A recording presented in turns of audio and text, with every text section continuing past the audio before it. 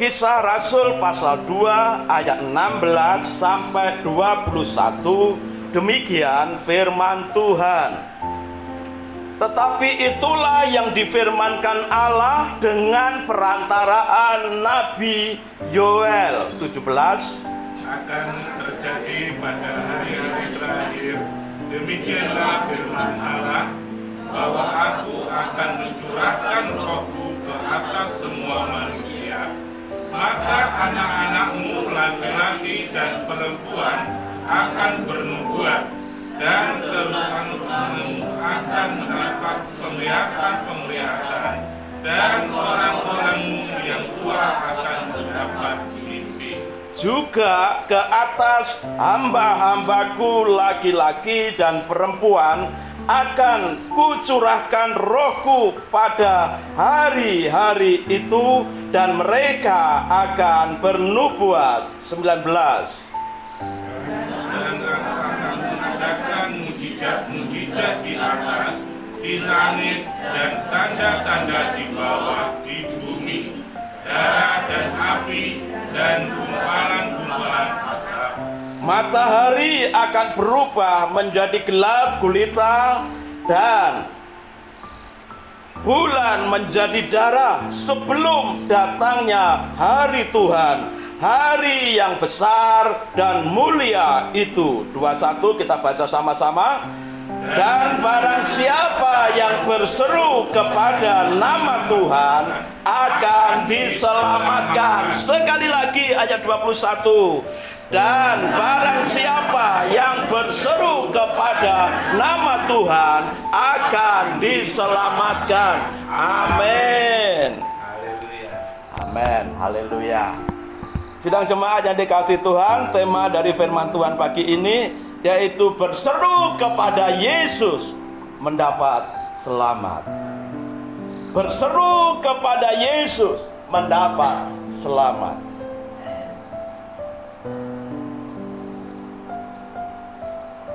Bagian firman Tuhan yang kita baca baru saja itu merupakan satu rangkaian peristiwa Pentakosta, pencurahan Roh Kudus.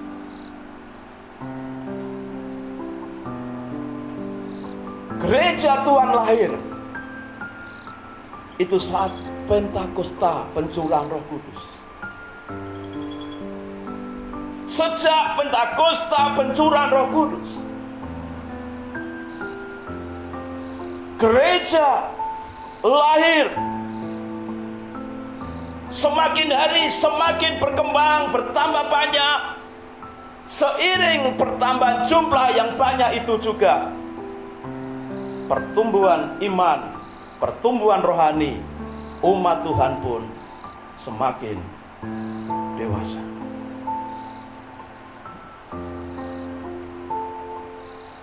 Tetapi hasil dari pencurahan Roh Kudus bukan hanya dimaksudkan untuk melahirkan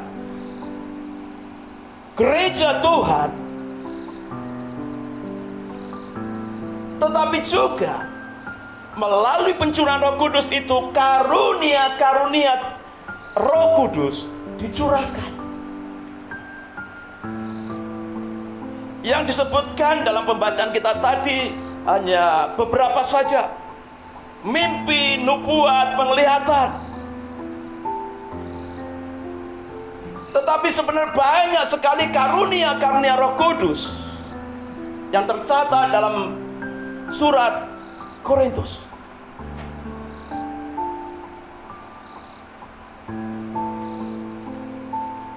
Mengapa pencurahan Roh Kudus itu penting bagi setiap kita, umat Tuhan? Mengapa pencurahan Roh Kudus itu sangat penting bagi orang Kristen?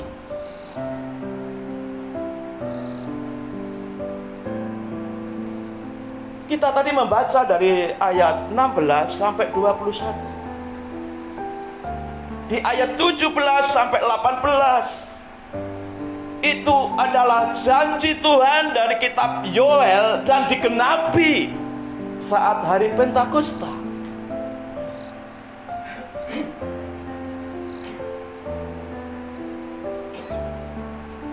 Tetapi yang menyertai pencurahan Roh Kudus itu ayat 19 sampai 20.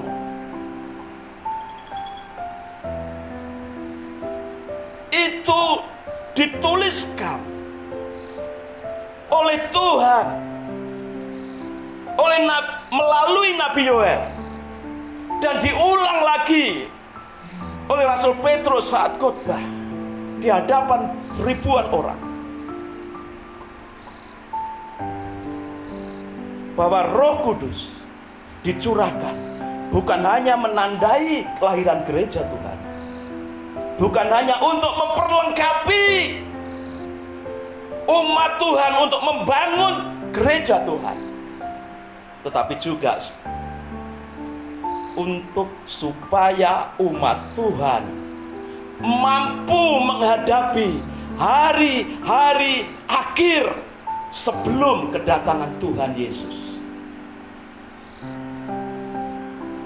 Dikatakan di dalam ayat yang 19 dan 20, dan aku akan mengadakan mujizat-mujizat di atas di langit dan tanda-tanda di bawah di bumi, darah dan api dan gumpalan-gumpalan asap. Matahari akan berubah menjadi gelap gulita dan bulan menjadi darah sebelum kedatangan hari Tuhan, hari yang besar dan mulia itu. Kita yang hidup saat ini hidup di hari-hari terakhir dalam peta zaman.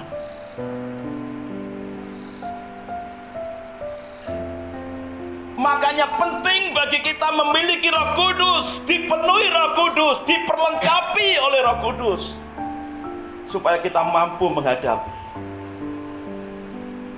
Akan ada tanda di langit dan di bumi di bawah. Matahari jadi gelap, bulan jadi darah.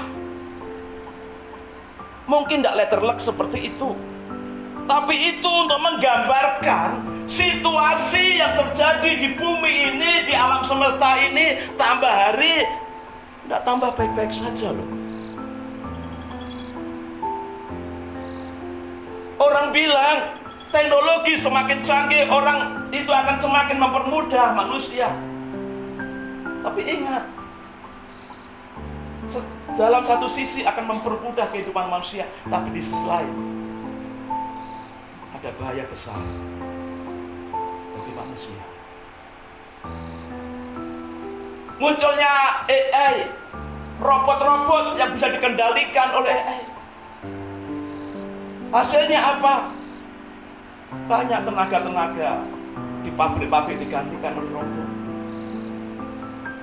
Yang kerja di restoran di Cina, di negara-negara maju sudah digantikan itu. Di supermarket, minimarket tidak ada pelayan, beberapa tidak ada pelayan manusia, sudah robot saja, dipantau dengan CCTV, lalu dia tinggal beli sendiri. Ada orangnya yang melayani. Lalu dikemanakan tenaga-tenaga manusia?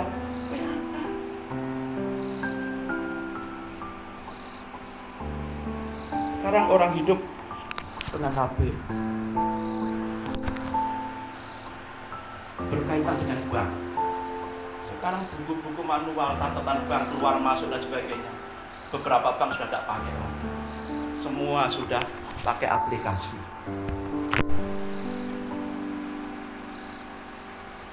Kalau dulu mau store pakai buku bank, mau narik pakai buku bank. Sekarang tinggal ATM saja mulai ditinggalkan, semua sudah aplikasi. Kita ngambil uang di ATM tanpa kartu bisa. Hubungannya apa? Pegawai bank semakin sedikit, hanya orang-orang yang pintar saja yang tetap dipertahankan. CS pun sekarang customer service sudah digantikan dengan AI, dengan robot, dengan kecanggihan modern ini mengancam lapangan kerja manusia. Tapi bukan hanya itu, saudara. Kalau HP ini hilang, saudara, Kalau kita tidak punya catatan untuk masuk aplikasi bank kita, habis sudah semua. Lupa password masuknya, kode masuk, akses masuknya, lupa passwordnya, sudah habis lah itu semua rekening.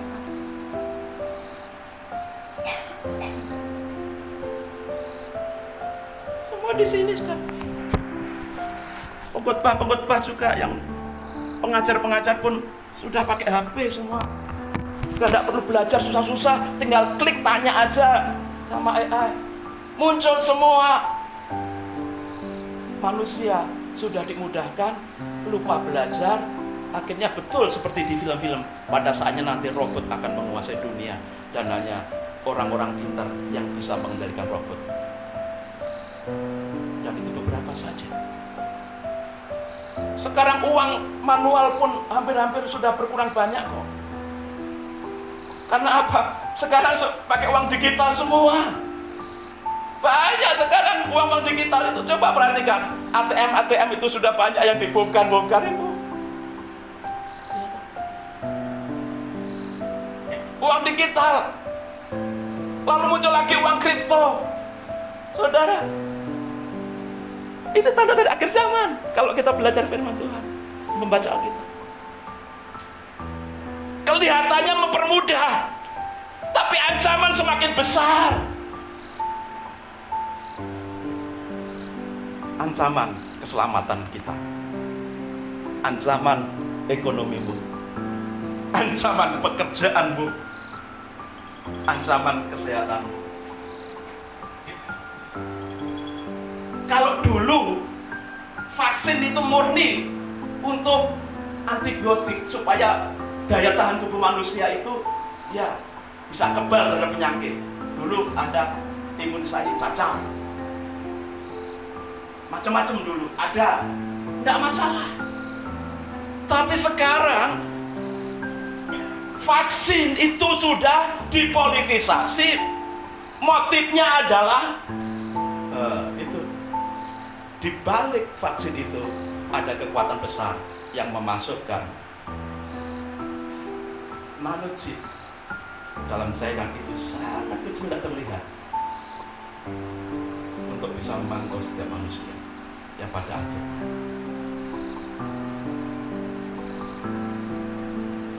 Makanya kalau Alkitab menyatakan bahwa nanti di akhir zaman itu akan hanya ada satu mata uang yang tidak punya tanda di dainya.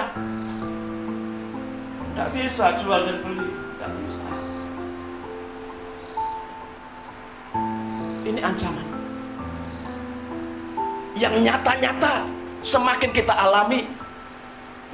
Dan kalau kita belajar dan belajar Alkitab, memperhatikan sekeliling kita, situasi hari ini kita, itu banyak yang tergenapi.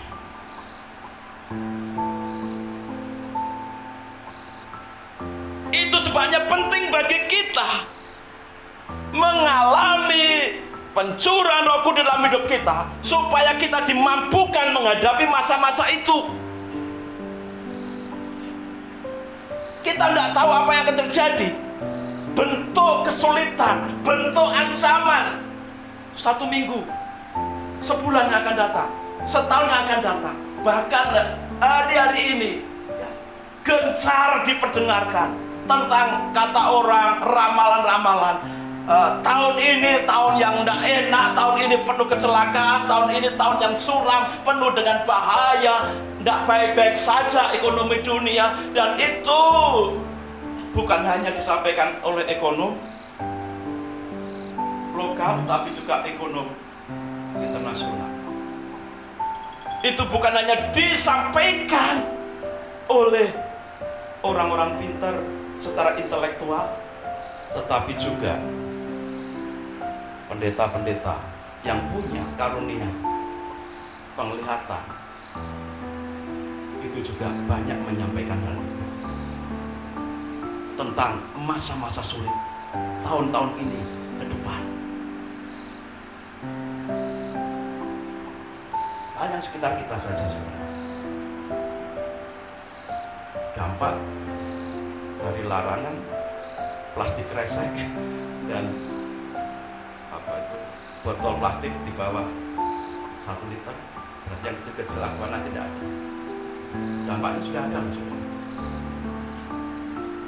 Ini kan sementara ini khusus Bali. PHK terjadi. Coca-Cola pabriknya tutup karena salah satu pertimbangannya apa? Yang laris justru botol yang kecil, yang besar tidak begitu laris.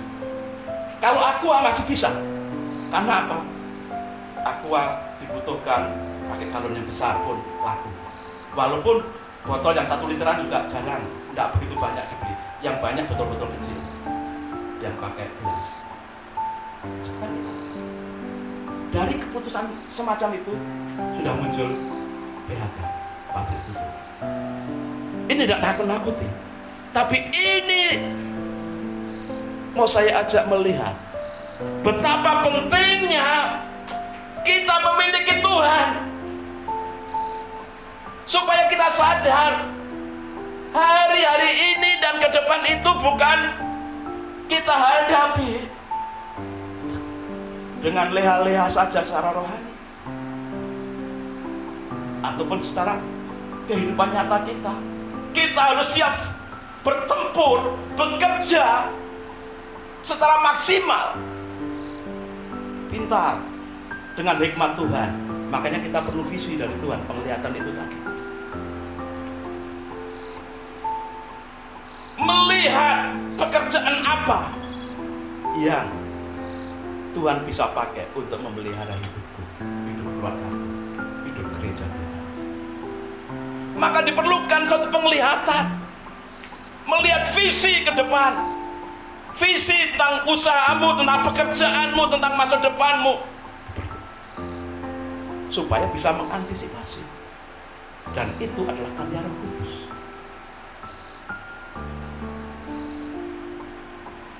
Dan itu hanya salah satu atau beberapa contoh aja tentang situasi-situasi yang harus kita hadapi menjelang kedatangan Tuhan. Sekarang bagaimana kita, kepada siapa kita minta tolong kalau begitu?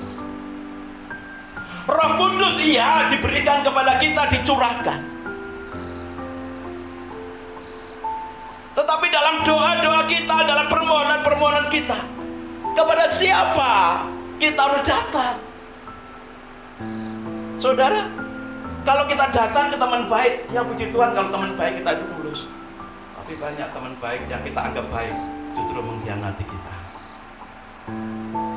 dalam kerjasama bisnis, dalam pekerjaan di tempat kerja sekalipun yang nampaknya baik-baik saja, seringkali menjatuhkan kita di hadapan atasan kita.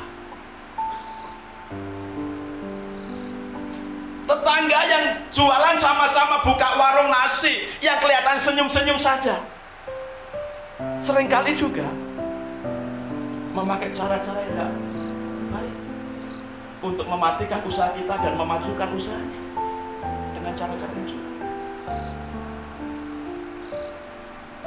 Maka kalau kita mencari pertolongan, minta saran kepada orang, seringkali kita kecewa. Dan kalau kita mengandalkan diri kita sendiri yang tanpa bimbingan Roh Kudus, sepinter-pinternya kita,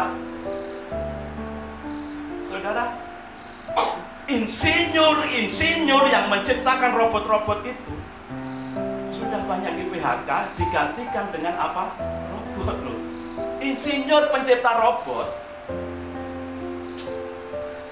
berita yang kita baca beberapa waktu yang lalu, itu sudah banyak di PHK, digantikan oleh robot yang diciptakan oleh insinyur. Bayangkan, penciptanya secara itu malah di PHK karena robotnya sendiri bisa menciptakan robot yang lain, sudah bisa bekerja tanpa lelah, tanpa komplain. Lalu pada siapa kita datang? Mengandalkan kepintaran kita. Yang pintar-pintar saja banyak yang lari ke jadi driver Gojek. kita sering membaca berita nasional, banyak sekali PHK. Lalu kita mau mengeluh kepada siapa? Minta tolong kepada siapa? Kita punya ijazah, punya kepintaran, seringkali mentah. Maka solusinya ada di ayat 21. Apa itu ayat 21? Dan barang siapa yang berseru kepada nama Tuhan akan diselamatkan. Barang siapa berseru kepada nama Tuhan akan diselamatkan. Akan diselamatkan. Ayat ini bukan hanya berbicara tentang keselamatan jiwa kita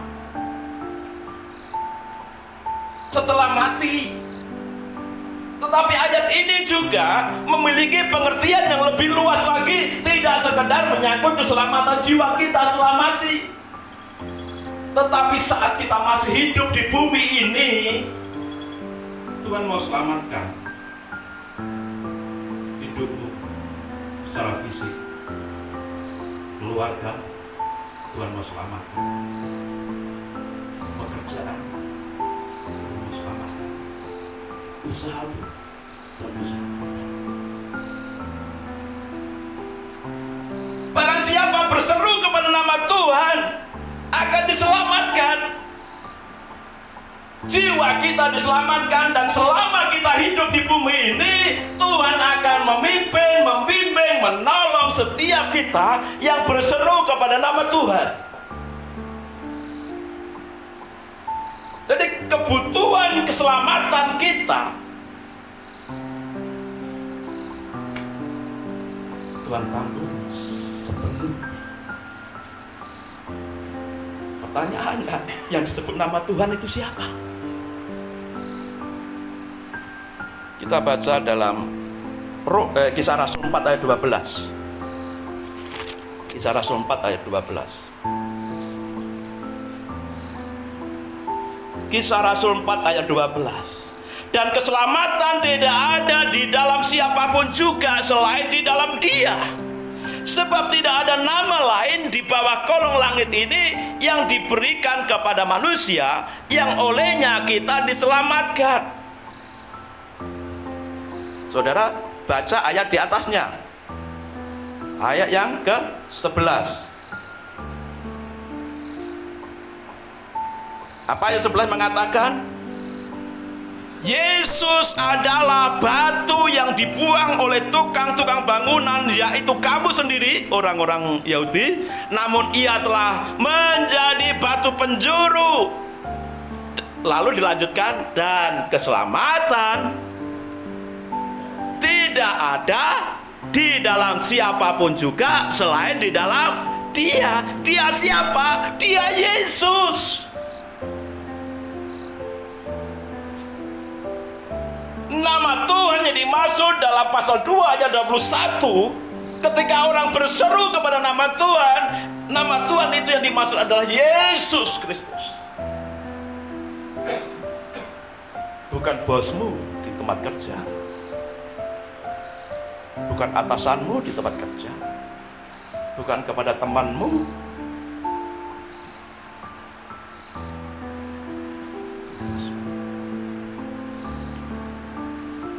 Satu ayat lagi supaya lebih mantap bahwa nama yang dimaksud nama Tuhan itu adalah Yesus.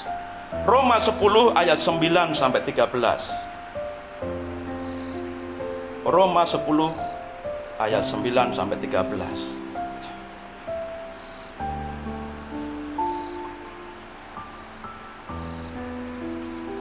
Roma 10 ayat 9 sampai 13. Sebab jika kamu mengaku dengan mulutmu, apa yang kita akui? Bahwa Yesus adalah Tuhan. Cocok dengan pasal 2 ayat 21, nama Tuhan. Dijawab dalam pasal 4 ayat 11, itu Yesus. Dipertegas lagi di dalam ayat 9 Roma 10. Siapa yang mengaku dengan mulut bahwa Yesus adalah Tuhan, percaya dalam hatimu bahwa Allah telah membangkitkan dia dari antara orang mati, maka kamu akan diselamatkan. Sebab kitab suci berkata setiap orang yang percaya kepadanya, kepada Yesus, tidak akan dipermalukan. Sebab tidak ada perbedaan antara orang Yahudi dan orang Yunani, karena Tuhan yang sama adalah Tuhan yang sama. Siapakah dia? Yesus. Karena Tuhan Yesus yang sama adalah Tuhan dari semua orang. Dan Yesus, ia kaya bagi semua orang yang berseru kepadanya. Barang siapa berseru kepada nama Tuhan akan diselamatkan. Dijabarkan dalam Roma 10 ayat 9 sampai 13 ini luar biasa. Ia itu kaya bagi semua orang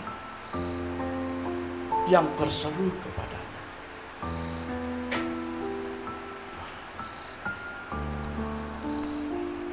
Jadi sangat jelas. Pasal 2 ayat 21. Dalam menghadapi masa-masa sukar, kita membutuhkan keselamatan jiwa kita, keselamatan ekonomi kita, keselamatan kesehatan kita, tubuh kita.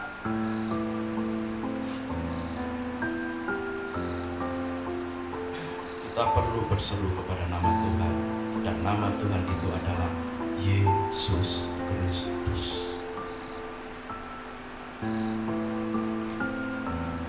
Berseru.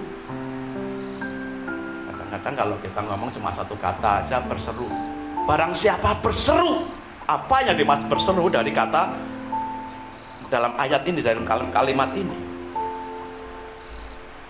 Kalau kita membuka kamus bahasa Yunani, itu artinya epikaleo. Kaleo itu memanggil, itu tambah awalan dan akhiran.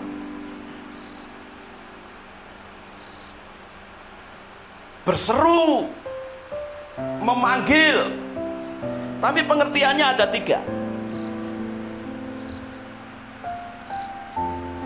Berseru yang dimaksud dalam pasal 2 ayat 21 Kisah Rasul ini adalah memanggil dengan memohon kepada Yesus. Yang pertama. Yang kedua, ya, mengakui Tuhan. Dan firman Tuhan katakan, akuilah Tuhan, maka terlaksanalah segala rencanamu. Apa artinya mengakui Tuhan? Berseru apa hubungannya dengan mengakui Tuhan? Saudara, kalau aku berseru, Bapak, Pak Mbok berarti kita mengakui. Yang kita panggil Pak dan Mbok itu adalah Bapak dan Ibu kita, orang tua kita. Maka kalau kita berseru kepada Yesus, kita harus mengakui segala yang kita perlukan itu jawabannya ada dalam diri Yesus. Kita harus mengakui Yesus itu sebagai Tuhan kita, penguasa hidup kita, memegang kendali hidup kita.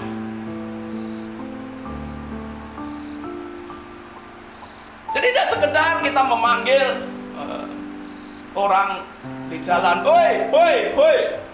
Atau mungkin kita panggil dengan namanya, "Wan, sini." Tidak sekedar memanggil, tapi tidak ada hubungannya dekat. Tapi berseru di sini punya pengertian kayak memanggil, karena mengakui ada hubungan yang begitu dekat dan erat. Dan yang kita panggil, yang memiliki hubungan yang dekat dan erat itu adalah nama Tuhan, yaitu Yesus Kristus. Pengertian ketiga mengenai berseru itu berdoa dan mencari Tuhan.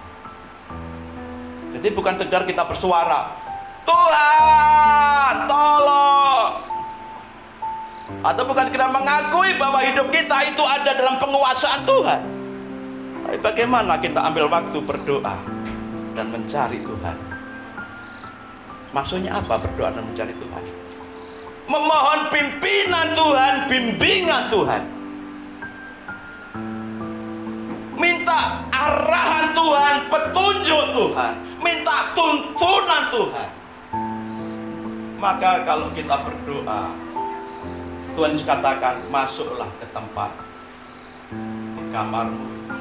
Kalau itu doa pribadi, kalau itu doa bersama, masuklah dalam ruangan yang kok bisa beribadah bersama-sama. Mencari Tuhan, minta pimpinan Tuhan, minta bimbingan Tuhan untuk menghadapi apa? Hari-hari akhir yang penuh dengan tantangan, yang penuh dengan godaan, yang penuh dengan pergumulan, yang penuh dengan ancaman. Tapi janji Tuhan jelas dalam ayat 19 tadi. Janji Tuhan jelas dalam ayat 19.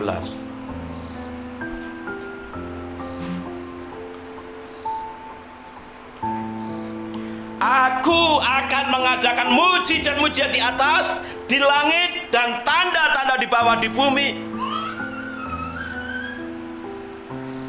Walaupun ada ancaman bagi kita, walaupun ada tantangan dalam hidup kita, Tuhan selalu sediakan mujizatnya dari surganya. Di langit Tuhan buat mujizat-mujizat, Tuhan buat tanda-tanda di bumi. Artinya apa? Ingat sebelum Yesus naik ke surga, tanda-tanda ini menyertai orang percaya. Yang dimaksud tanda-tanda adalah kuasa Roh Kudus yang dicurahkan dalam diri orang percaya. Itu akan memampukan setiap kita yang percaya Tuhan Yesus, yang berseru kepada nama Yesus, akan mendapatkan keselamatan, pertolongan, perlindungan, dan bahkan kita akan mengalami mukjizat dalam hidup kita.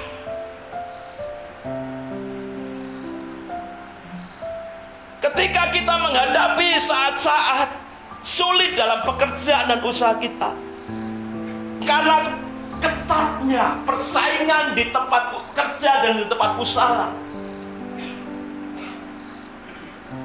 betul kita menghadapi masa-masa sulit karena persaingan di tempat kerja dan usaha. Tapi Tuhan selalu sediakan mukjizat untuk saudara sekalian yang berseru kepada nama Yesus. Amin. Iya, kita secara tubuh ini juga, tambah hari juga, tambah rentan dengan berbagai penyakit. Minuman yang kita minum setiap hari, ya teh gelas, teh koci, coca-cola, Sprite, ya, apalagi itu, cocoa, macam-macam itu saudara. Kita seringkali tidak sadar itu banyak menimbulkan penyakit. Hari-hari ini banyak anak-anak kecil, mungkin pernah saya ceritakan, anak umur 6 tahun sudah harus insulin terus suntik pagi dan malam saudara, karena gula. Tidak ada istilah keturunan, tidak ada. Nenek moyangnya tidak ada yang punya penyakit gula. Ini anak umur 6 tahun karena sering ditinggal, ya dikasih uang, kan murah tuh teh gelas itu saudara. Pokoknya haus, ambil teh gelas, beli teh gelas. Apalagi sekarang lagi tren teh gelas, eranya sudah berlalu, sekarang eranya adalah era teh koci. Hati-hati saudara, anak-anak gue hati-hati ya. Oke, di tengah situasi tantangan kesehatan itu kelihatan sepele, dan ada banyak lagi yang mengancam kesehatan kita. Tapi kalaupun kita akan mengalami seperti itu, Tuhan katakan ada tanda mujizat di langit dan tanda-tanda di bumi. Tuhan sediakan mujizat melalui pengurapan Roh Kudus, melalui kita berseru kepada nama Yesus, Sang Juru Selamat kita. Amin, saudara. Apa masalahmu hari ini? Kesehatan? Sakit? Pekerjaan? Usaha? Berserulah kepada nama Tuhan Yesus. Berseru kepada nama Yesus. Tuhan berjanji sediakan mujizat dan tanda-tanda supaya nama Tuhan dipermuliakan. Dan tanda-tanda mujizat yang mengawali keselamatan dalam kehidupanmu itu bekerja. Sejak kapan? Saat engkau mau berseru kepada nama Tuhan, berseru tanpa henti di dalam doa yang terus mencari pimpinan, bimbingan, tuntunan Tuhan. Maka walaupun banyak pilihan jalan yang seringkali menipu, Tuhan akan arahkan langkahmu untuk berjalan di pilihan jalannya tepat, sehingga engkau tidak akan salah jalan. Tuhan berkati kita semuanya. Mari kita tundukkan kepala.